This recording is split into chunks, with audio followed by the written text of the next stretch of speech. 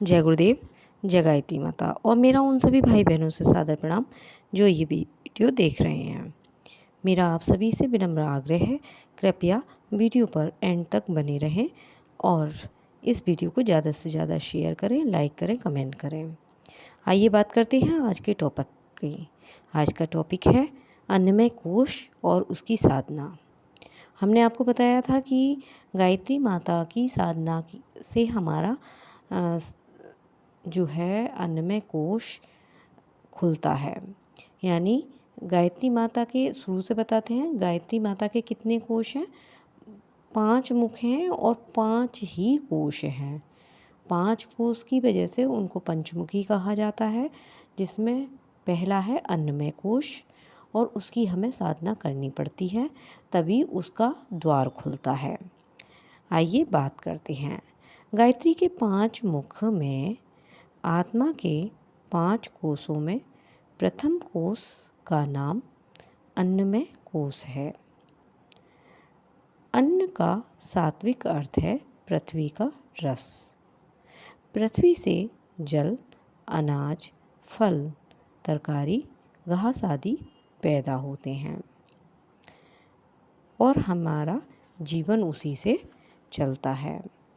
ख़ास तौर से जो अन्न यानी जो अनाज वगैरह होते हैं वो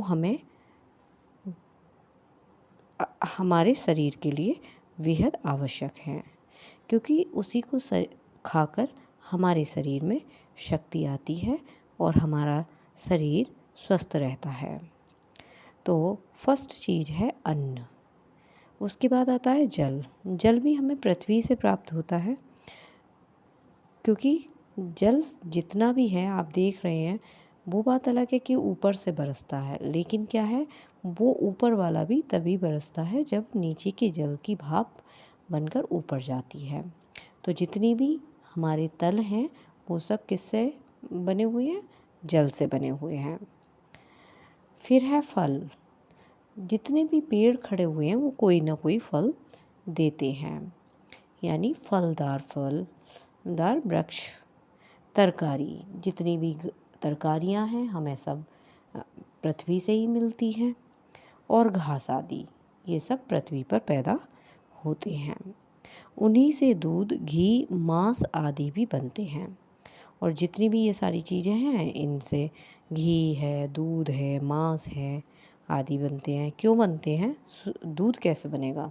दूध बनता है, जो हमारी गाय है या भैंस है वो क्या करती है, या बकरी है वो क्या करती है, घास खाती है। घास से खाकर वो स्वस्थ होती है, दूध बनाती है, वो उसका भोजन होता है घास। तभी तो वो दूध देगी जब घास खाएगी। और उसके दूध से फिर हमें घी, दूध, दही मिलता है। मांस, पृथ्वी पर जितने भी जानवर हैं उनका मांस भी खाते हैं लोग। तो जिसको जो पसंद होता है वो खा लेता है, मानता कौन है आजकल।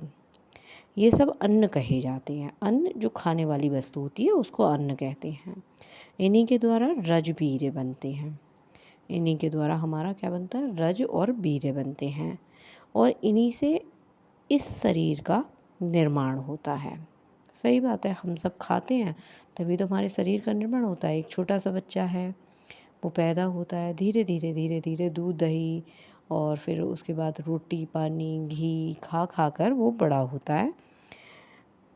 अन्न द्वारा ही देह बढ़ती है, पुष्ट होती है तथा अंत में अन्न रूप पृथ्वी में ही भस्म होकर सड़ गल जाती है।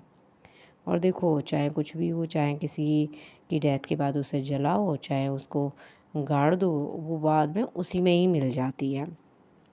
अन्न से उत्पन्न होने वाला और उसी में जाने वाला यह देह प्रधानता के कारण अन्नमय कोश कहा जाता है। क्या है भैया, वो खाते हैं, पीते हैं और फिर उसके बाद उनका शरीर बड़ा होता है, एज हो जाती है, जिसकी जब मौत आनी होती है हो जाती है और फिर उसी में ही मिल जाते हैं। यहाँ एक बात और ध्यान देने की है कि हाड़ मांस का जो ये पुतला दिखाई देता है, जो ये शरीर दिखाई देता है, यह अन्नमय कोश की अधीनता में है। पर उसे ही अन्नमय कोश ना समझ लेना चाहिए। मृत्यु हो जाने पर देह तो नष्ट हो जाती है, पर अन्नमय कोश नष्ट नहीं होता, वह जीव के साथ रहता है। बिना शरीर के भी जीव भूत योनि में या स्वर्ग नरक में उन भूख प्यास, सर्दी गर्मी, चोट दर्द आदि को सहता है, जो स्थूल शरीर से संबंधित है। इसी प्रकार उसे उन इंद्रियां भोगों की चाह रहती है जो शरीर द्वारा भोगे जाने संभव हैं। भूतों की इच्छाएं वैसे ही आहार विहार की रहती हैं जैसे शरीरधारी मनुष्यों की होती हैं। इससे प्रकट है कि अन्नमय कोश शरीर का संचालन, कारण, उत्पादक, उपभोक्ता आदि तो हैं, पर उससे पृथक भी हैं। इसे सूक्ष्म शरीर भी कहा जा सकता है। रोग हो जाने पर डॉक्टर, वैद्य, उपचार, औषधि, इंजेक्शन, शल्य क्रिया द्वारा उसे ठीक करते हैं। चिकित्सा पद्धति की स्थूल शरीर तक ही पहुंच है, इसलिए वह केवल उन्हीं रोगों को दूर कर पाते हैं जो कि हाड़, मांस, त्वचा आदि के विकारों के कारण उत्पन्न होती हैं। परंतु कितने ही रोग ऐसे हैं जो अन्नमय कोश की विकृति के कारण उत्पन्न होते हैं। उन्हें शारीरिक चिकित्सक लोग ठीक प्रकार से प्रायः समझने में असमर्थ होते हैं। अन्नमय कोश की स्थिति के अनुसार शरीर का ढांचा और रूप रंग बनता है। उसी के अनुसार इंद्रियों की शक्तियाँ होती हैं। बालक जन्म से ही कितनी ही शारीरिक त्रुटियों, अपूर्णताओं या विशेषताएं लेकर आता है। किसी की देह आरंभ में मोटी होती है, किसी की जन्म से पतली होती है। आँखों की दृष्टि, वाणी की विशेषता, मस्तिष्क का भौड़ा या तीव्र होना, किसी विशेष अंग का निर्मल या न्यून होना अन्नमय कोश की स्थिति के अनुरूप होता है। माता पिता के रजवीर्य का भी उसमें थोड़ा प्रभाव होता है, पर विशेषता अपने कोश की रहती है। कितने ही बालक माता पिता की अपेक्षा अनेक बातों में बहुत भिन्न पाए जाते हैं। शरीर अन्न से बनता है और बढ़ता है। अन्न के भीतर सूक्ष्म जीवन तत्व रहता है, वह अन्नमय कोश को बनाता है। जैसे शरीर में 5 कोश हैं, वैसे ही अन्न में 3 कोश हैं। स्थूल, सूक्ष्म, कारण। स्थूल में स्वाद और भार, सूक्ष्म में प्रभाव और गुण तथा कारण के कोश में अन्न का संस्कार रहता है। जिह्वा से केवल भोजन का स्वाद मालूम होता है, पेट उसके भोज का अनुभव करता है। रस में उसकी मादकता, उष्णता आदि प्रकट होती है। अन्नमय कोश पर उसका संस्कार जमता है।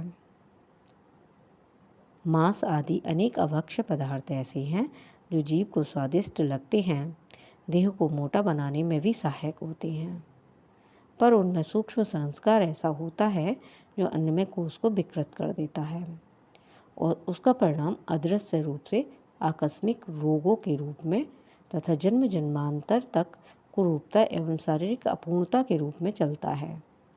इसलिए आत्मविद्या के ज्ञाता सदा सात्विक सुसंस्कारी अन्न पर जोर देते हैं, ताकि स्थूल शरीर में बीमारी, कुरूपता, अपूर्ण, आलस्य एवं कमजोरी की बढ़ोतरी ना हो।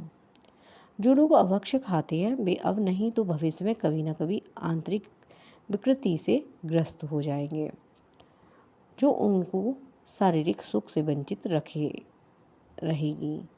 इस प्रकार अनीति से उपार्जित धन या पाप की कमाई प्रकट में आकर्षक लगने पर भी अन्नमय कोश को दूषित करती है और अंत में शरीर को विकृत तथा चिररोगी कर देती है।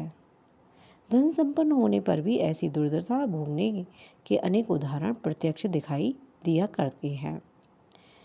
कितने ही शारीरिक विकारों की जड़ अन्नमय कोश में होती है। उनका निवारण दवा दारू से नहीं, यौगिक साधनाओं से हो सकता है, जैसे संयम, चिकित्सा, शल्य क्रिया, व्यायाम, मालिश, विश्राम, उत्तम आहार, जलवायु आदि से शारीरिक स्वास्थ्य में बहुत कुछ अंतर हो सकता है। वैसे ही कुछ ही भी प्रक्रिया है जिनके द्वारा अन्न में कोष को परिमार्जित एवं परिपुष्ट किया जा सकता है और विविध शारीरिक अपूर्णताओं से छुटकारा पाया जा सकता है। ऐसी पद्धतियों में उपवास, नंबर 2 आसन, नंबर 3 तत्व शुद्धि, नंबर 4 तपश्चर्या, ये 4 मुख्य हैं। इन चारों पर हम अगले वीडियो में प्रकाश डालेंगे। मैं आपकी वाणी को विराम देती हूँ और आप सभी से विनम्र आग्रह करती हूँ, कृपया वीडियो को पूरा देखा करें और ज़्यादा से ज़्यादा शेयर करें। जय गुरुदेव, जय गायत्री माता।